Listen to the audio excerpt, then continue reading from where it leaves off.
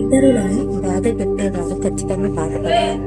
దాని నుంచి ఎట్టి పరిస్థితుల్లోనూ తప్పించుకోలేడు అని మన గౌతమ్ బుద్ధుడు తన జ్ఞానంతో మనకు కొన్ని బోధనలు నేర్పించారు. అదేంటో ఇప్పుడు ఈ వీడియోలో తెలుసుకుందాం. ఇష్టం అంటే ఎవరు కొనేది కాదు, ఆనందం ఎవరు అమ్మేది కాదు, జీవితం ఇచ్చే అనుభవాలే కష్ట సుఖాలు అంటే. మన జీవితంలో ఒక అనుభవం పాఠం లాంటిది. వాటిని నేర్చుకోవడం తప్ప కష్ట సుఖాలను ఎవరు అమ్మరు కొనరు. ఇక్కడ ప్రతి ఒక్కరిలోనూ మంచి చెడు అని రెండు ఉంటాయి. అయితే మనం ఇతరులలో మంచి చూడాలి తప్ప చెడు చూడకూడదు.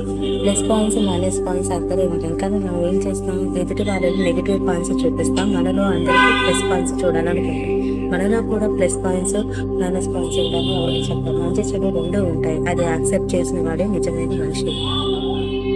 హింస అంటే శారీరకమైనది కాదు, మాటలతో ఎదుటి వారిని బాధ పెట్టిన అది హింస అవుతుంది అని గౌతమ బుద్ధుడు చెప్పాడు. హింస అంటే మనం యుద్ధం చేసి అంటే ఒకరిని మాటలతోనే కత్తులతోనే పడవని అవసరం లేదు, మాటలతో కూడా చంపొచ్చు అని నినాదం అన్నమాట. సో హింసించకూడదు ఎవరిని. వెనక్కి వెళ్ళి మన గతాన్ని మార్చుకోలేకపోవచ్చు, కానీ ముందుకు వెళ్ళి మన భవిష్యత్తును మార్చుకోవచ్చు. మన భవిష్యత్తు మన చేతిలో ఉంటుంది. గతాన్ని మనం మార్చలేదు, కానీ భవిష్యత్తు మనం ఎలా ఉండాలో మనం నిర్ణయించుకోవాలి. అందుకని ఎప్పుడు చింతించకూడదు. Sorry for backing nice. Thank you for watching.